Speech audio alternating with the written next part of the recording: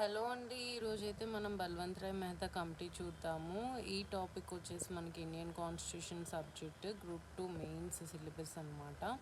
So group 2 mains సిలబస్లో మనకి Indian constitution సబ్జెక్ట్లో బల్వంత్ రాయ్ మెహతా కమిటీ అన్నది సిలబస్లో మెన్షన్ చేశారు.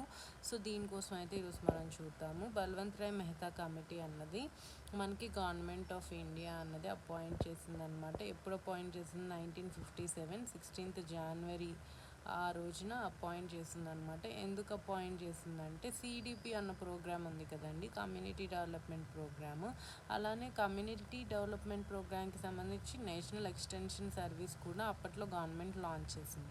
అయితే ఈ ప్రోగ్రామ్స్ ఎలా వర్క్ అవుతున్నాయి, ఎలా వర్క్ చేస్తున్నాయి, వాటిలో లోటుపాట్లు ఏంటి, ఏవైనా సజెషన్స్ ఇవ్వండి బెటర్ వర్కింగ్ కోసము అని చెప్పి గవర్నమెంట్ అయితే బల్వంత్ రాయ్ మెహతా కమిటీని లాంచ్ చేసింది, అంటే అపాయింట్ చేసింది. ఓకే.